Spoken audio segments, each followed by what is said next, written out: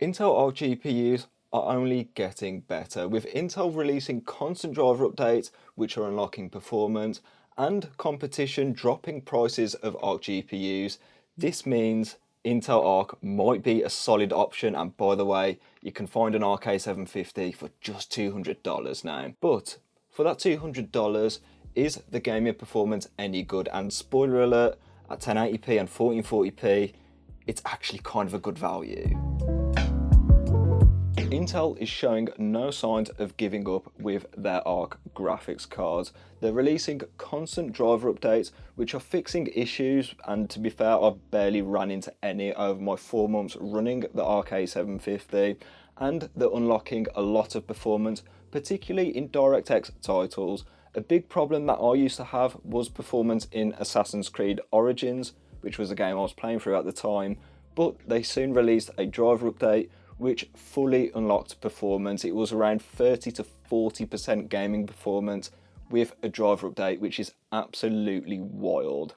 So this leads me to make this video. I wanted to revisit my Arc A750 to see how well it's performing in 2024 after some driver development updates. Also, I've got a new testing PC as well. So that's why I've tested it at both 1080p and 1440p, as these are sort of the resolutions I recommend for the A750 in my brand new testing PC, which has a Ryzen 5 7600, 32GB of 6400 MHz CL32 DDR5 memory, a B650M Gaming X AX motherboard, and a 2TB Western Digital SN770 NVMe Gen 4 SSD. I've tested using the latest Arc drivers, which will be on the screen somewhere. I can't remember the number off the top of my head, and resizable bar has been enabled, as yeah, you kind of need to on Arc products. But without any more being said, let's get the A750 tested.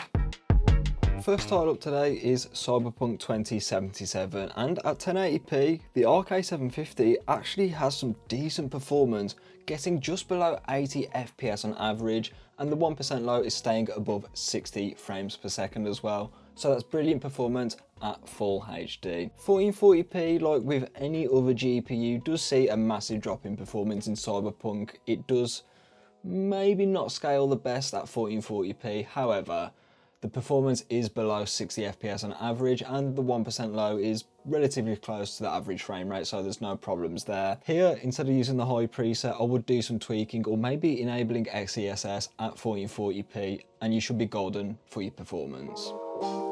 Jedi Survivor struggles to run on the high preset at both 1080p and 1440p today, as the Arc A750 didn't manage 60 frames per second at either resolution. This game does have FSR, so you could always enable that, especially at 1440p, and you could do some tweaking to the settings.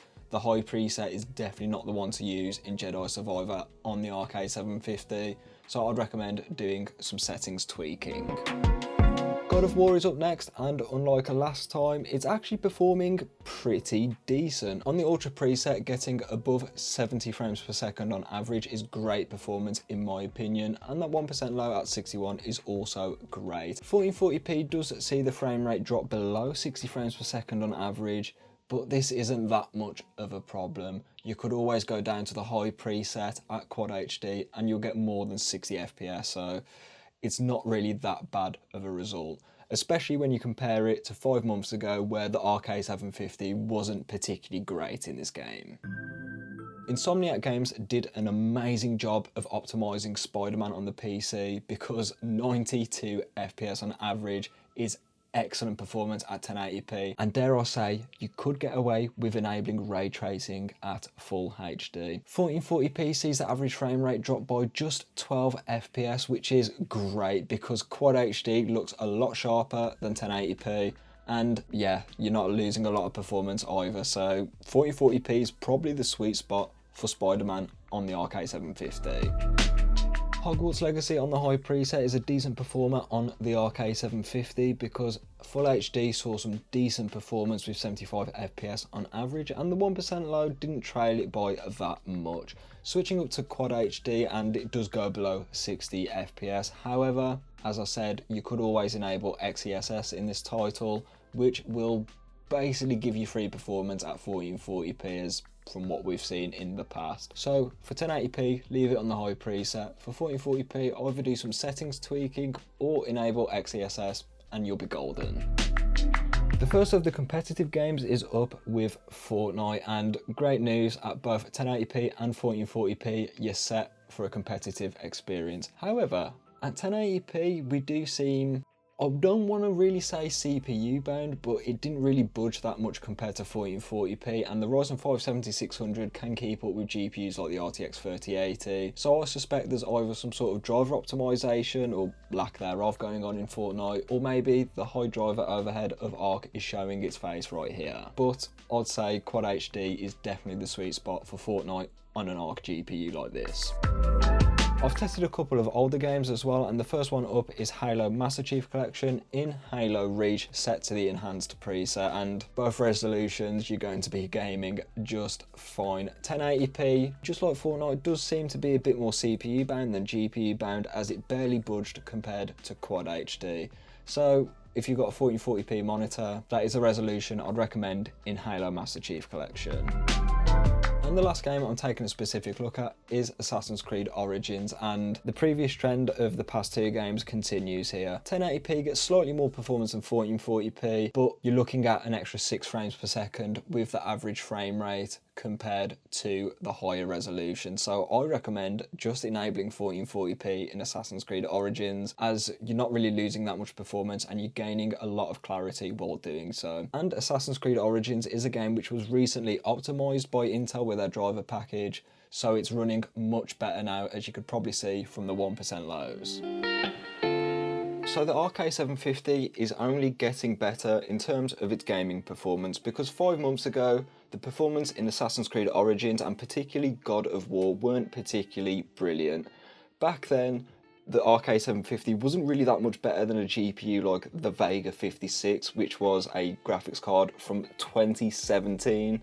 So now it's performing much better. How much of this is down to my new test bench, I'm not too sure, but I can confirm that performance is now better in Assassin's Creed Origins, particularly with the 1% lows, and God of War, which is good to see. Looking at the rest of the games at 1080p, and if you wanted to play the latest AAA games, you can. Cyberpunk 2077, performance there was totally fine, and Spider-Man, which is, in all fairness, an excellently optimized title, so kudos to Insomniac Games for actually caring about optimization. And then Hogwarts Legacy also got above 70 frames per second on average with the high preset, which is absolutely excellent. If you switch up the resolution to 1440p, and this is where the A750 does start to struggle a bit. In Cyberpunk it went below 60 frames per second on average, but in all fairness you could do some tweaking or enable XeSS, which is an excellent upscaler. It's better than AMD's FSR,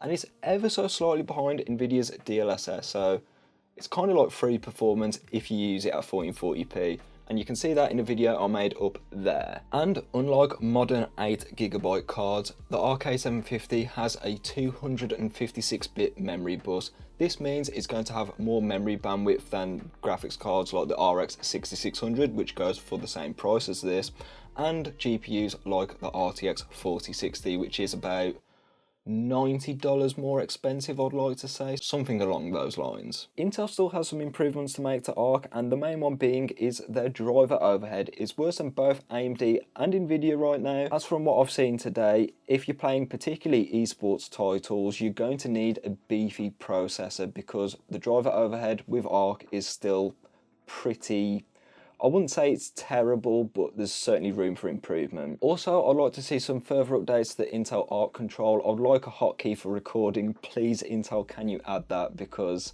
recording gameplay for today was not the funnest experience. Both AMD and Nvidia have got hotkeys for recording, so I think it's time for Arc to have it, particularly with how good their encoders are. But other than that, I've had no major issues in gaming and work. Granted, I do use this mainly for video editing these days, but when I was gaming, I didn't really have any issues at all.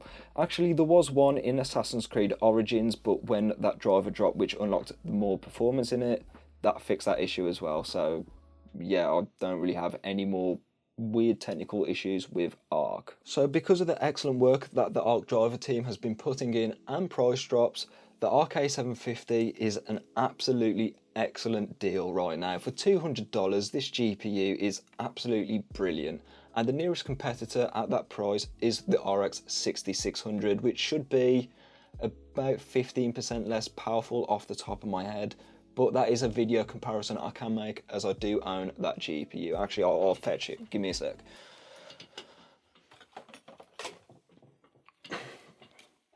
Yeah, so if you want to see a comparison between the Arc A750 and the RX 6600, make sure you let me know by commenting down below, because that is a video I'd like to make. But other than that, you can see another GPU video right up there, which might be right up your alley. And if you got this far into the video, I'd like to say thank you for sticking around and have a good rest of your day.